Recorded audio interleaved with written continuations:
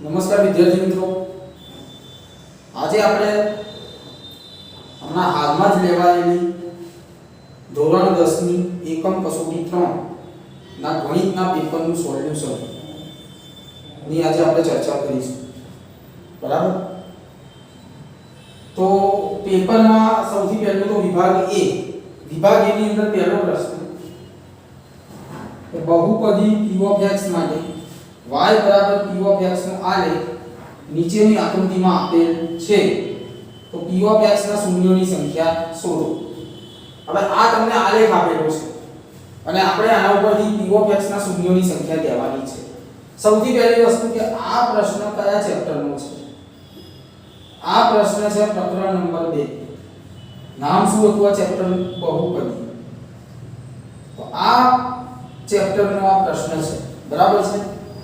હવે આપણે શૂન્યોની સંખ્યા શોધવાની છે આલેખ ઉપરથી. તો સમજો, એમાં સૌથી પહેલી વસ્તુ કે y બરાબર p of x નો આલેખ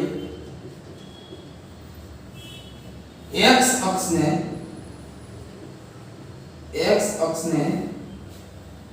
જેટલા બિંદુમાં છેદે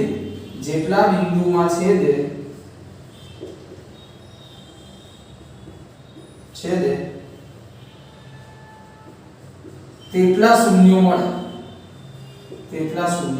મળે. હવે સમજો કઈ રીતે આ આલેખ છે y બરાબર p of x no. x અક્ષને કેટલા બિંદુમાં છેદે છે? જુઓ, આ x અક્ષને કેટલા બિંદુમાં છેદે છે? તો આ એક બિંદુ અને આ બીજું બિંદુ. અહીંયા તો y અક્ષને છેદે છે એટલે આ ગણવાનું નહીં. તો આ x અક્ષને કેટલા બિંદુમાં છેદે છે? બે બિંદુમાં છેદે છે. બરાબર છે? તેથી શૂન્યોની સંખ્યા કેટલી થાય? 2 થાય. તો અહીંયા લખવાનું કે y બરાબર p of x નો આલેખ x અક્ષને બે બિંદુઓમાં છેદે છે. બે બિંદુઓમાં છેદે છે. તેથી p of x ના શૂન્યોની સંખ્યા જેટલા બિંદુમાં છેદે એટલી શૂન્યોની સંખ્યા થાય. આ બે બિંદુમાં છેદે છે તો આના શૂન્યોની સંખ્યા 2 થાય.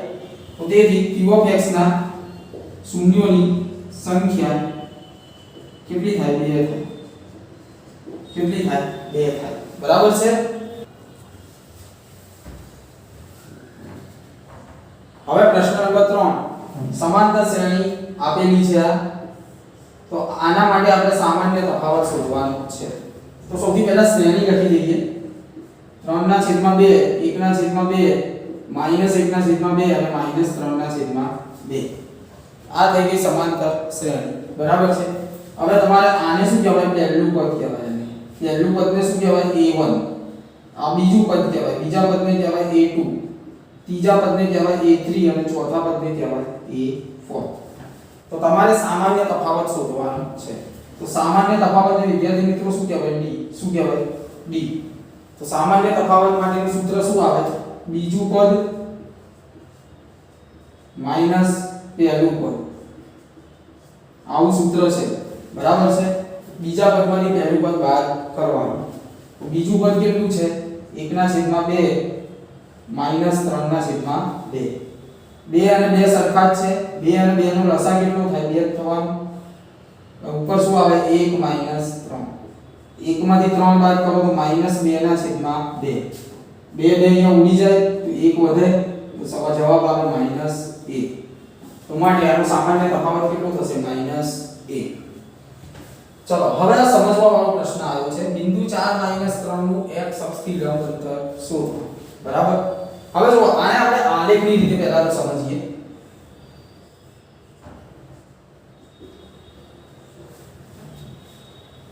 ચલો અહીંયા જુઓ, બિંદુ 4 - 3 નું x અક્ષથી લંબ અંતર શોધો.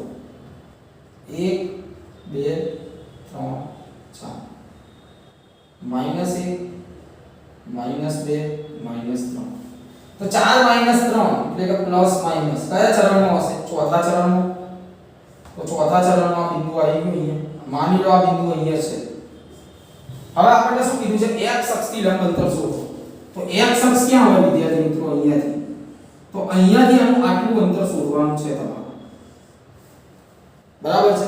હવે તમે સમજો કે અહીંયાથી આનું આટલું અંતર કેટલું થયું, જો અહીંયાથી આપણે કેટલા એકમ ખસ્યા તો અહીંયા આયા 1 2 3, આ માઈનસ ને નહીં લેવાના, માઈનસ અંતરમાં આવે નહીં, માઈનસ ને નહીં લેવાના, તો અહીંયા આપણે કેટલા એકમ ખસ્યા 3 એકમ, x અક્ષથી આપણે કેટલા એકમ દૂર છીએ અત્યારે 3 એકમ છે, અહીંયા y અક્ષથી કેટલા એકમ દૂર છીએ 4 એકમ દૂર છીએ, ખ્યાલ આવે બધા, તો એનું x અક્ષથી અંતર શોધવાનું છે, તો કેટલું આવે 3 એકમ, કેટલું આવે 3 એકમ આવે, તો આ જવાબ આવી ગયો।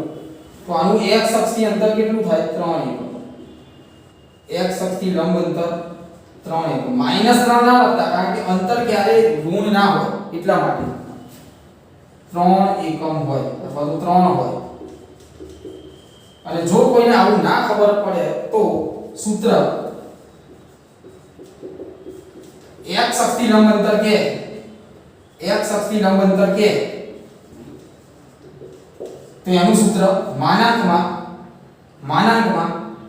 y, શું આવે માનાંકમાં y। ચલો આનો y આમ કેટલો છે, આનો y આમ છે -3, એટલે માનાંકમાં -3 માનાંકમાંથી બહાર જાય તો +3, અને જો y અક્ષથી લંબ અંતર કે તો માનાંકમાં શું આવે x, શું આવે માનાંકમાં x। તો આ શોર્ટકટ રીત હતી, આ ખાલી તમે બિંદુ જોઈને તમને ખબર પડી જાય, આમાં તમારે થોડું ઘણું શું કરવું પડે, દોરવું પડે, બરાબર। આ સમજીને કરવા માટે આ રીત છે, આ સમજીને કરવાની છે, સમજીને, અને આ સૂત્રવાળી રીત છે, આ કેવી રીત છે સૂત્રવાળી રીત, બરાબર છે। તો કોઈ પણ રીત કરો તમારી મરજી, બરાબર છે। હવે વિદ્યાર્થી મિત્રો પ્રશ્ન નંબર 5, બહુપદી x2 3 ના શૂન્યો શોધો અને તેના શૂન્યો અને સહગુણકો વચ્ચેનો સંબંધ ચકાસો। હવે સૌથી પહેલા તો બહુપદીને શું શોધવાનું, શૂન્યો શોધવાનું। તો સૌથી પહેલા આને શું કહેવાય, p of x, શું કહેવાય p of x, બરાબર કેટલા છે x2 3। હવે જો શૂન્યો શોધવા હોય તો p of x બરાબર શું લઈ લેવાનું, 0 લઈ લેવાનું, શું લઈ લેવાનું 0, બરાબર છે। હવે p of x ની કિંમત મૂકો, x2 3 બરાબર 0। હવે આને આપણે વર્ગ સ્વરૂપે લખવું હોય તો શું લખાય, x નો હોલ સ્ક્વેર। ચલો આ 3 ને વર્ગ સ્વરૂપે લખવું હોય તો શું લખાય, વર્ગમૂળમાં 3 નો વર્ગ બરાબર 0। તો હવે આ વિદ્યાર્થી મિત્રો શું થયું, આ તો સૂત્ર બન્યું a2 b2 બરાબર a plus b, a minus b, આના અવયવ આ રીતે થશે, આ a2 b2 બરાબર a plus b, a minus b। તો અહીંયા વિદ્યાર્થી મિત્રો લખવું હોય તો શું લખાય, x plus વર્ગમૂળમાં 3 x minus વર્ગમૂળમાં 3 બરાબર શું થાય 0, બરાબર છે। ચલો હવે x plus વર્ગમૂળમાં 3 બરાબર 0 માટે x બરાબર વર્ગમૂળમાં 3 આ બાજુ આવે તો માઈનસ થઈ જાય, તો x બરાબર માઈનસ વર્ગમૂળમાં 3। એ જ રીતે x માઈનસ વર્ગમૂળમાં 3 બરાબર 0, તો માટે x બરાબર આ સાઈડ આવે તો પ્લસ થઈ જાય, ચલો થઈ ગયા। તો આ મળે આપણને આના શૂન્ય, શું મળ્યા શૂન્ય, બરાબર છે। તો શૂન્યો મળી ગયા। હવે બીજું શું કીધું છે કે શૂન્યો અને સહગુણકો વચ્ચેનો સંબંધ ચકાસો, શું કહે છે, શૂન્યો અને સહગુણકો વચ્ચેનો સંબંધ ચકાસો। આ શૂન્યો મળી ગયા આપણને, શૂન્યો કેટલા મળ્યા 2, શૂન્યો કેટલા મળ્યા 2, માઈનસ વર્ગમૂળમાં 3 અને પ્લસ વર્ગમૂળમાં 3। હવે એવું કહે છે કે શૂન્યો અને સહગુણકો વચ્ચેનો સંબંધ ચકાસો। તો સૌથી પહેલા તો આને આપણે આ રીતે લખીએ, p of x બરાબર x2 3 બરાબર છે। હવે જુઓ તમે, સૌથી પહેલી વસ્તુ એ કે બે શૂન્યો આપ્યા છે, તો પહેલો સંબંધ શું આવે, શૂન્યોનો સરવાળો, શું આવે શૂન્યોનો સરવાળો। તો શૂન્યોના સરવાળાને શું લખાય, આલ્ફા પ્લસ બીટા, શું લખાય अल्फा प्लस बीटा। तो आने अल्फा कहिए, आने बीटा कहिए, ये शून्यों से तो अल्फा माइनस वर्गमूळમાં 3 प्लस बीटा वर्गमूळમાં 3 तो माइनस वर्गमूळમાં 3 प्लस वर्गमूळમાં 3 શું થઈ ગયું 0 0 ના છેદમાં શું લખાય 1। હવે તમે આની જોડે સરખામણી કરો તો શું થાય? આને તમે આ રીતે લખી શકો x2 0x 3 તો 0 કયું બન્યું જો 0 એટલે શું છે? અહીંયા 0 એટલે શું છે? x નો સહગુણક અને 1 એટલે કોનો સહગુણક છે? જો 1 કોનો સહગુણક છે? x2 નો સહગુણક છે અને આગળ શું લગાવવું પડે? માઈનસ બરાબર છે, સૂત્રમાં તો એવું જ આવે છે। તો અહીંયા આ રીતે તમે લખી શકો કે 0/1 બરાબર માઈનસ x નો સહગુણક છેદમાં શું આવે x2 નો સહગુણક। તો આ સંબંધ થઈ ગયો બરાબર છે ઓકે। ચલો એના પછી શૂન્યનો ગુણાકાર શું જોવાનું છે? શૂન્યનો ગુણાકાર તો શૂન્યનો ગુણાકાર એને શું કહેવાય? શૂન્યના ગુણાકારને કહેવાય આલ્ફા ઇન્ટુ બીટા। શું કહેવાય? Alpha into beta. તો આલ્ફા કેટલા છે? માઈનસ વર્ગમૂળમાં 3 ઇન્ટુ બીટા કેટલા છે? વર્ગમૂળમાં 3। બે સંખ્યાઓ સરખી છે, વર્ગમૂળમાં 3 બંને સરખા છે એટલે વર્ગમૂળ શું થઈ જવાનું? ઉડી જવાનું। તો શું આવે? -3 આવે અને છેદમાં શું આવે? 1 આવે। ચલો -3 કોનો સહગુણક છે? -3 કોનો સહગુણક છે? અચળ પદ છે। જો -3 શું છે? અચળ પદ। તો -3 ની જગ્યાએ શું લખાય? અચળ પદ લખાય છેદમાં 1 કોનો સહગુણક છે? 1 x2 નો। કે કોનો સહગુણક છે? x2 નો સહગુણક। તો બની ગયું આ રીતે સૂત્ર। તો આ આપણે આનો સંબંધ ચકાસી લીધો બરાબર છે। હવે વિદ્યાર્થી મિત્રો વિભાગ B નો છઠ્ઠો દાખલો જોઈએ। પ્રશ્ન 6 શું કહે છે? સુરેખ સમીકરણનો ઉકેલ લોપની રીતે મેળવો। સુરેખ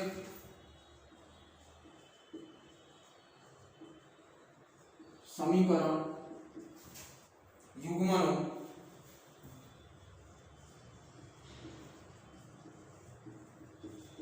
ઉકેલ લોપની રીતે મેળવો।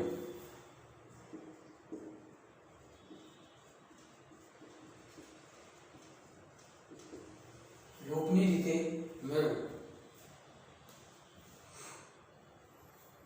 બે સમીકરણો આપેલા છે x + y = 5 અને બીજું સમીકરણ છે 2x - 3y = 4। હવે આમાં આપણે કરવાનું શું? લોપની રીતે શોધવાનું છે ઓકે। તો સૌથી પહેલા જો અહીંયા x નો સહગુણક શું છે? કશું નથી તો શું કહેવાય? 1। અહીંયા x નો સહગુણક શું છે? 2। તો આમાં શું કરી શકાય? સમીકરણ 1 અને આ બંનેને સરખા કરવા હોય કોને x અને 2x ને આ બંનેને સરખા કરવા હોય તો સમીકરણ 1 ને કેટલા વડે ગુણવા પડે? સમીકરણ 1 ને 2 વડે ગુણવાના અને આ તો 2 જ છે એટલે આને 1 વડે ગુણવાના નહીં એટલે કે 1 વડે ગુણવાના એવું કહી શકાય બરાબર છે। તો આ બે સમીકરણો થઈ ગયા વિદ્યાર્થી મિત્રો। x + y = 5 આને કહેવાય સમીકરણ 1।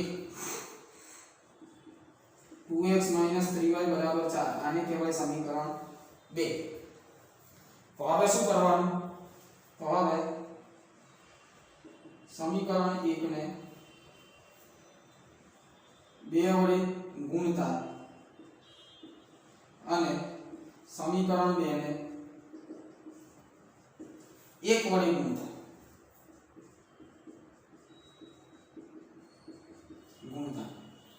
બરાબર। તો આને 2 વડે ગુણી નાખો તો શું થાય? બધાને 2 વડે ગુણવાના તો 2x + 2y 2 × 5 10 અહીંયા 2x - 3y = 4। હવે નિશાની બદલવી પડશે। આની નિશાની પ્લસ છે તો કેવી થઈ જાય? માઈનસ। આની માઈનસ છે તો પ્લસ, આની પ્લસ છે તો માઈનસ। પ્લસ માઈનસ ઉડી જવાનું। 2 + 3 તો કેટલા આવે? 5y 10 માંથી 4 જાય તો 6 તો માટે y બરાબર શું થાય 6 ના છેદમાં 5 y બરાબર કેટલા થાય 6 ના છેદમાં 5 હવે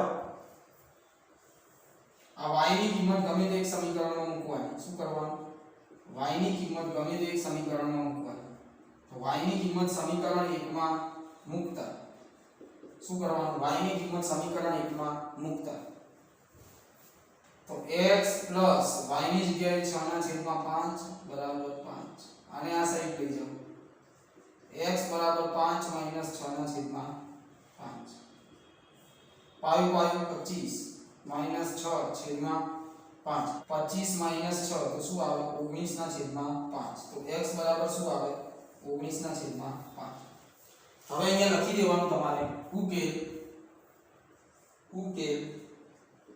xy બરાબર x ની કિંમત મળી 19 ના છેદમાં 5 y ની કિંમત મળી 6 ના છેદમાં 5 તો આ થઈ ગયો તમારો જવાબ હવે પ્રશ્ન નંબર 7 નીચે આપેલ સમાંતર શ્રેણીનો સરવાળો શોધો એક સમાંતર શ્રેણી આપેલી છે આનો તમારે સરવાળો શોધવાનો છે બરાબર છે હવે જો આને શું કહેવાય પહેલું પદ તો પહેલું પદ એટલે શું કહેવાય a બરાબર કેટલા છે 34 બીજું પદ કેટલું છે 32 તો તમને d મળી જાય d બરાબર શું કરવું પડે d બરાબર બીજા પદમાંથી પહેલું પદ બાદ કરવા તો d બરાબર શું થાય 32 34 તો શું આવે -2 છેલ્લું પદ છેલ્લા પદને શું કહેવાય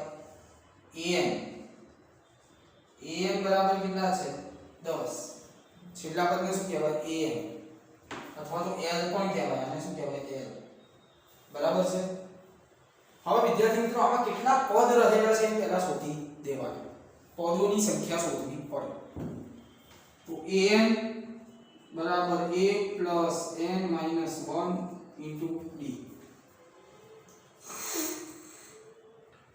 હવે an એટલે કે છેલ્લું પદ કેટલું છે 10 a કેટલા છે 34 n minus 1 અને d છે -2 બરાબર 10 બરાબર આમ 34 -2 ગુણ્યા n એટલે -2 માઈનસ માઈનસ પ્લસ તો 2 એકા 2 બરાબર 10 બરાબર 34 વત્તા 2 36 માઈનસ 2a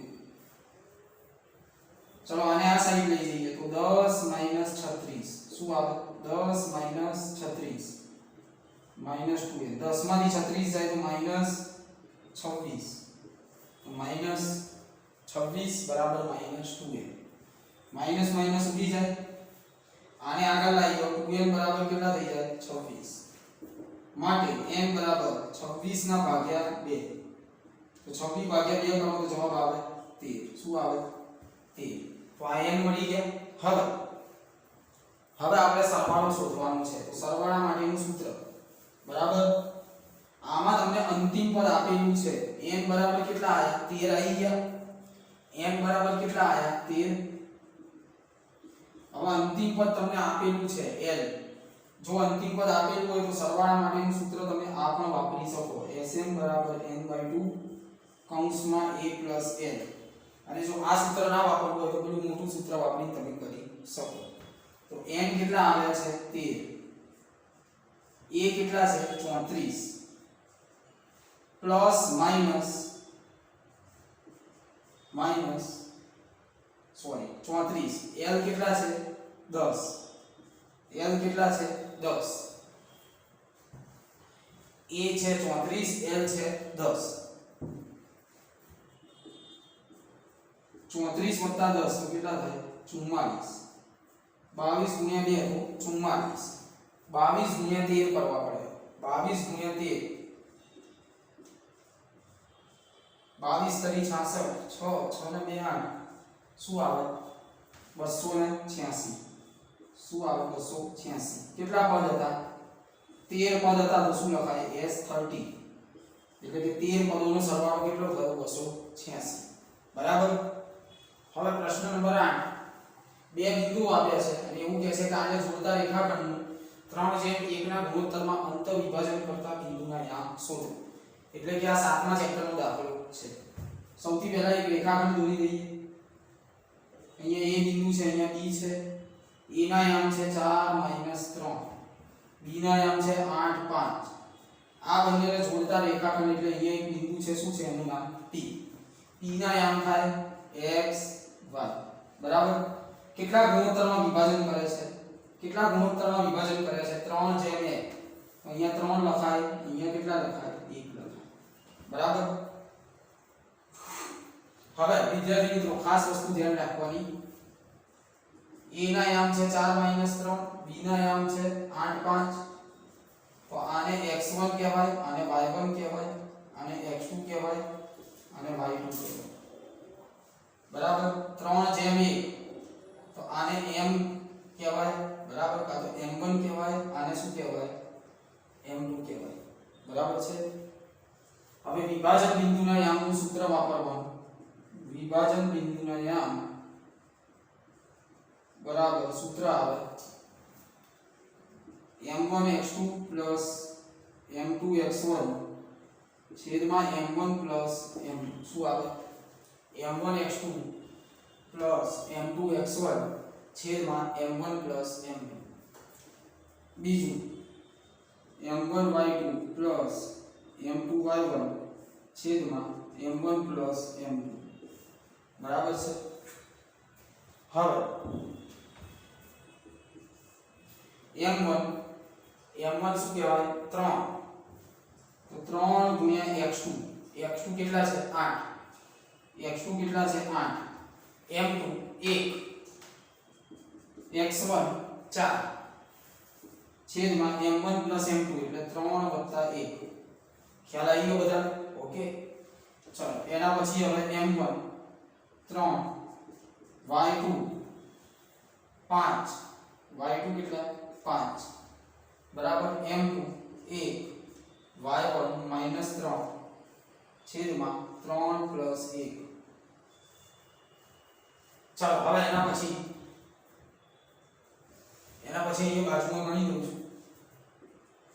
8 તરી 24, 4 એકા 4 છેદમાં 3 + 1 તો 4. 5 તરી 15 પ્લસ માઈનસ 3 એકા 3 છેદમાં 4. 24 + 4 28 ના છેદમાં 4. 15 માંથી 3 જાય તો 12 ના છેદમાં 4. 4 સીતા 28, 4 તરી 12 એટલે અહીંયા 3. તો આ મળી ગયા 7 અને 3. આને કહેવાય વિભાજન બિંદુના યામ. શું કહેવાય? એટલે વિભાજન બિંદુના યામ. બરાબર છે.